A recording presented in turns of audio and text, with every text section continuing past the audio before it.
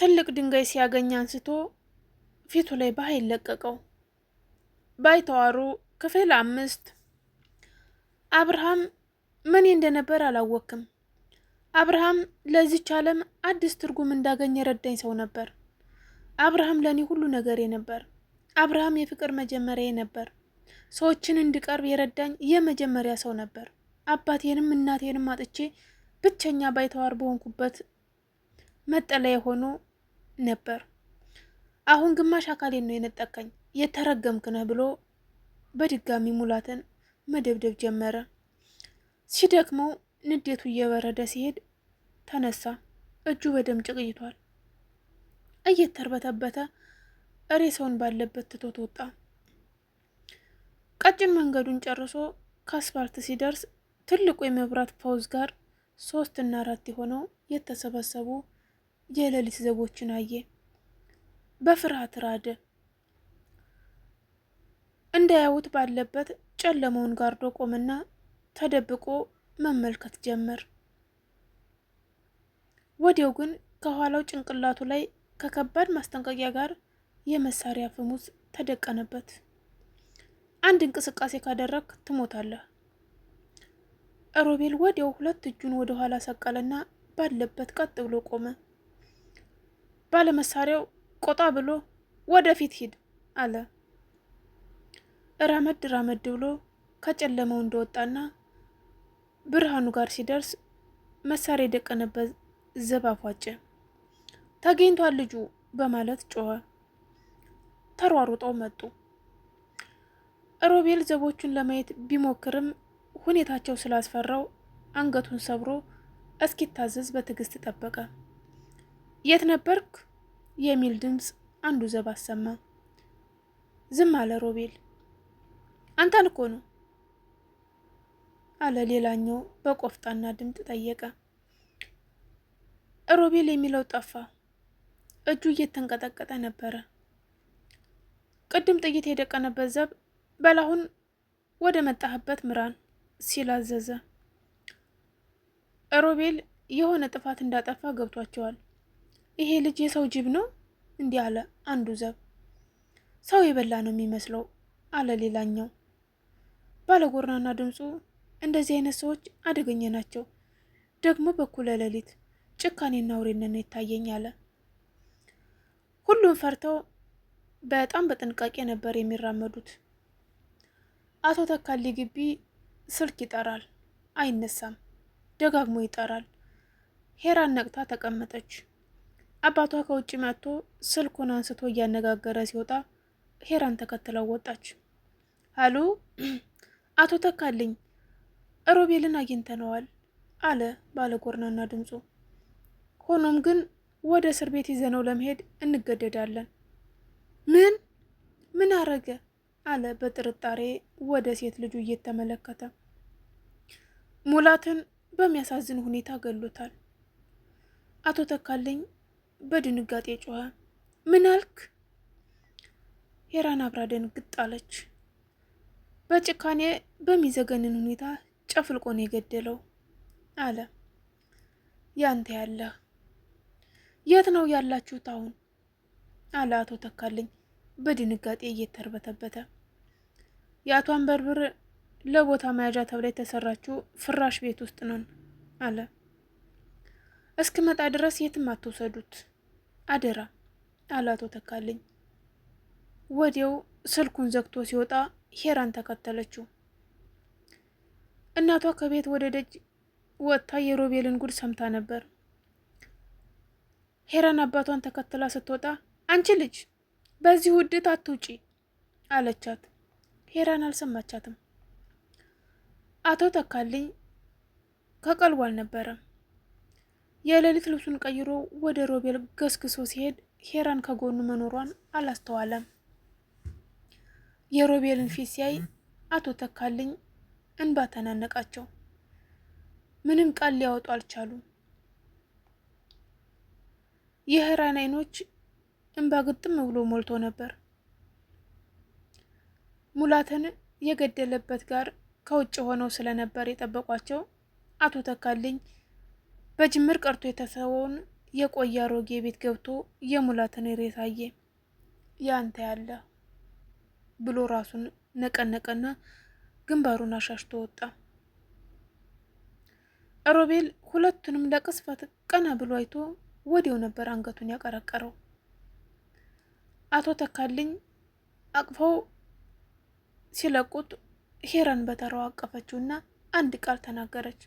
አይዞህ። እጁን ጭብጥ አድርጋ ይዘው ነበር።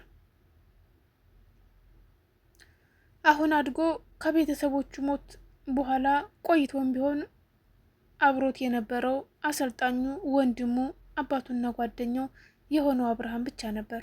ይኸው እሱንም አጣ። ቢሆንም ግን ደሙን ተበቀለ። አቶ ተካልኝ በአርባዎቹ መጨረሻ አካባቢ ያሉ የተከበሩና ምሁር የሚመስሉ ነበሩ። በእርግጥ ቤታቸው የሌለ መጽሐፍ አይነት የለም። ለዚያም ነበር ሄራን በመጽሐፍ ፍቅር ተለክፋ ብዙ ጊዜ ከመጽሐፍት ጋር የምትታየው። ሄራን በተለየ የምትወደው ልብ ወለዶችና የታሪክ መጽሐፍትን ነበር።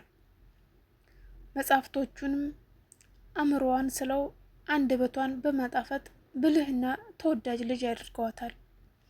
አባቷም ለእሷ ለየት ያለ ቦታ ይሰጧታል። ባህሏን ሳትለቅ ጸጉሯን በቀጫጭን የምትጎነጉንና አልፎ አልፎ ዝብርቅርቅ የምታደርግ ማራኪ ልጅ ናት። መልኳ ብዙም አይካበድም እንጂ ቀጭን ሰውነቷና ደሟ ይስባል። በተለይ ምኗ እንደሚስባቸው ባይገባቸውም ወንዶች ይወዷታል። እናቷን ነው የምትመስለው። ሮቤልን ወዲያው ዘቦቹ ይዘውት ሄዱ። ሮቤል እስር ቤት ውስጥ ለ2 ዓመታት ቆየ። የፍርድ ሂደቱ ሮቤል ገድያለሁ ስላለና በቀላሉ ስለተያዘ የተጓተተ ነገር አልነበረም። እንደ ገደል አምኖ ለ18 ዓመት ጽኑ እስራት ተፈረደበት።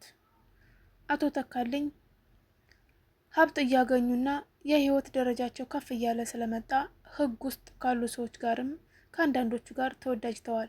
ሆኖም በተለያየ ምክንያቶች ሮቤልን በቀላሉ ሊያስፈቱት ቢጥሩም ማስፈታት አልቻሉም ነበር። እስር ቤት ቆይታው ጥሩ የሚባል ነበር። በባህሪው ዝም የሚልና ካበሳጩት በፍጥነት እርምጃ የሚወስድ ቢሆንም እንደዚህ አይነት ክስተት ያጋጠመው ለ2 ዓመት ቆየ። ከ2 ዓመት ቆይታ በኋላ ሮቤል ነፃ መሆኑን ተነገረው። እፈታለሁ ብሎ አስቦ ገምቶ አያውቅም።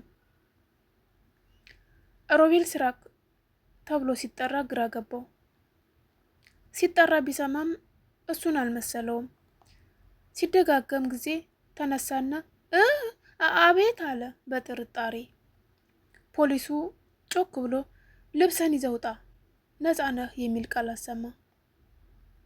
ሮቤል እውነት አልመሰለውም። እየተጠራጠረ ነበር። የእስር ቤት ጓደኞቹ እያቀፉ ደስታቸውን ሲገልጡለት እራሱ በማጠራጠር ላይ ነበር። እውነት ነው ማለት ነው በማለት ከአእምሮ ጋር ትግል ውስጥ ገባ። የተዋወቀውን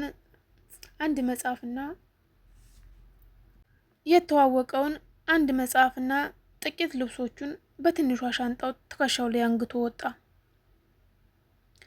ከእስር ቤቱ ውጪ የሚጠብቀው ማንም ሰው አልነበረም። በጣም ደነገጠ። ከፍተኛ የብቸኝነትና ባዶነት ተሰማው። ወዴት እንደሚሄድ ቢያቅም ከእስር ቤቱ መውጫ በር ላይ ማንም ሰው አለመኖሩ ሆድ አስባሰው። ባለበት ቆሞ ውር ውር የሚሉ ባጃጆችን፣ አውቶቡሶችን፣ ቅጥቅጥ መኪኖችንና ሚኒባስ የተለያዩ የመኪና እና የሰው እግረኞች ላይ አፍጥጦ ቆየ። ከተማዋ ላይ የተለወጠ ነገር የለም፣ ምናልባት አስፋልቱ። እንባው መጥቶ አይኑ ላይ ድቅን አለ። አብርሃም ትዝ አለው። በትዝታ አለፈ፣ ከነፈ። ሩጫ ላይ ነበሩ። ይኸው ሮቤል እዚች ዓለም ላይ አንዳንድ አደገኛ ሁኔታዎች ጋር የምትጋፈጥበት ጊዜ ይመጣል። ወደድክም ጠላህም ያንን ሁኔታ የማስተናገድ ግዴታ አለብህ። ማንም ከጎንህ ላይኖር ይችላል። እርዱኝ ብለህ ብትጮህ እንኳን ማንም ሰው አንተን የመርዳት ፍላጎት ላያሳይህ ይችላል። ያለህ አማራጭ ለብቻ ብትቀር እንኳን መጠንከር ብቻ ነው። ሻንጣውን አነሳና የመኪና መንገዱን አቅጣጫ ሽቅ ባየ።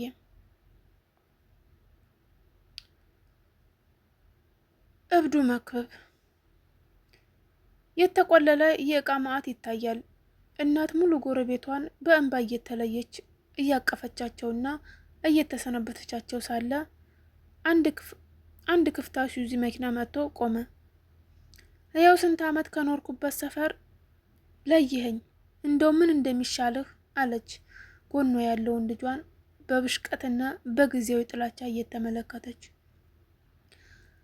በተፈጥሮ ቆንጆና ቀይ የሆነው መክብብ የእናቱን ሐዘን ከምንም አልቆጠረውም። እጅግ የሚያምርና በውበቱ ምንም ያልጎደለበት ቆንጅዬ ልጅ ነበር። ልበ ሙሉ፣ ደፋር፣ ከሰዎች ጋር አዘውትሮ የሚጣላ መረጋጋት የጎደለው ልጅ ነው መክብብ።